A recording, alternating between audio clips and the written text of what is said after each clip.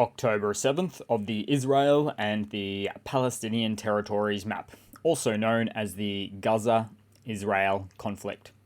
Juzzy here, and today is another new update as I take a simplified and down-to-earth approach to some of the most important happenings on the ground in this region and to the map, as in an unprecedented escalation of violence, Hamas militants on October 7th unleashed Operation Al-Aqsa Flood, so a multifaceted attack on Israel, marking the most significant confrontation in years. Rockets numbering over 5,000 filled the skies as infiltrators crossed the border. Israel, caught amidst the celebration of a major holiday, was thrust into a state of war. As for the Israeli response, well, Prime Minister Benjamin Netanyahu declared "We are at war," as air raid sirens howled and the Israeli Defense Forces, or the IDF, sprung into action. Also, the Hamas surprise attack was met with swift and decisive retaliation. Israel is certainly typically quite prepared for these types of events. As such, airstrikes rained down on Gaza, as certainly in a direct response to the rocket barrage and ground infiltration from the Palestinian territory of the Gaza Strip. And as such, the IDF, or the Israeli Defense Forces, Operation Iron Sword was activated, with soldiers engaging in ground battles across several Gaza locations. Now, some Hamas infiltration videos circulated showing Hamas fighters within Israeli territories and burning tanks, signaling quite a significant escalation. Then, as you can expect, Israel's air defense systems roared to life, intercepting numerous rockets, but unable to prevent the chaos unleashed on the ground. The IDF confirmed infiltrations at several locations near the Gaza border, elevating the situation to a state of war alert.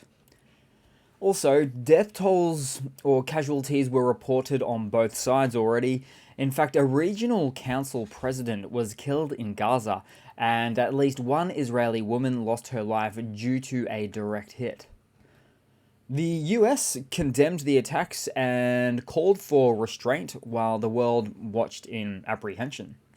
Now, Israel has maintained a blockade over Gaza, which was imposed since Hamas seized control in 2007, which has been a source of ongoing tension over the region, which has meant to prevent militant arsenals build-up, with the Palestinians criticizing these actions as collective punishment for Gaza for some time now.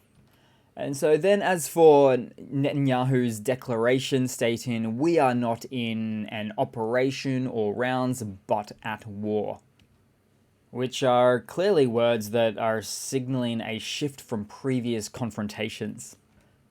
So the Israeli PM ordered an extensive mobilization of reserves and pledged that Hamas would face an unprecedented retaliation. So as the dust settles and the world watches, the question remains, what will be the aftermath of this sudden and intense escalation? The conflict's evolution will not only shape the fate of Israel and Palestine, but very potentially redraw the lines of Middle Eastern geopolitics as we know it. Then, as for some more information, the Gaza Strip is currently controlled by Hamas, as mentioned before, a Palestinian Sunni Islamist militant and political organization. Hamas is considered a terrorizing organization by Israel. The United States, the European Union, and several other countries as well see it this way. Now, something called the Palestinian Authority, or the PA, which is the internationally recognized government of the state of Palestine, claims jurisdiction over the Gaza Strip. However, this Palestinian Authority has been unable to exercise effective control over the territory, this small region, since Hamas took over, as mentioned, in 2007. And then as for some more information, To expand on what I mentioned earlier, so the Gaza Strip is under a complete Israeli blockade, which severely restricts the movements of people and goods into and out of the territory. But the situation in the Gaza Strip is complex and fluid, to say the least. It is important to note that the control of the Gaza Strip territory by Hamas is not universally recognized whatsoever. The Palestinian Authority and the international community continue to view the Palestinian Authority as the legitimate government of the state of Palestine, which includes the Gaza Strip. Now, geographically speaking, Hamas, which governs the Gaza Strip, once more, is indeed a relatively small geographical area. I'd really need to zoom in to show you it there, outlined in green. A little bit difficult to still see with this map.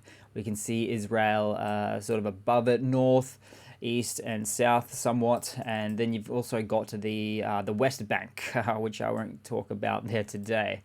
Now, as for the Gaza Strip, as I was saying, although relatively small of a geographic area, but it has developed military capabilities over the years that allows it to engage in conflict with Israel.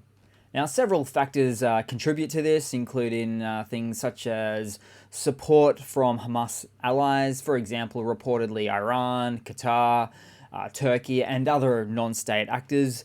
Then other contributing factors include Hamas has constructed a complex network of tunnels that serve various military purposes, including the smuggling of weapons, sheltering militants, and launching attacks. These tunnels are a significant aspect of their military strength. But I just wanted to start there today, guys. Not a fully fledged video about everything that comprises of this region. Pretty impossible to do in just a few minutes. But yeah, I really appreciate you watching. Please like, comment, subscribe if you can. And yeah, I do hope to see all of you guys there in the next one. Cheers.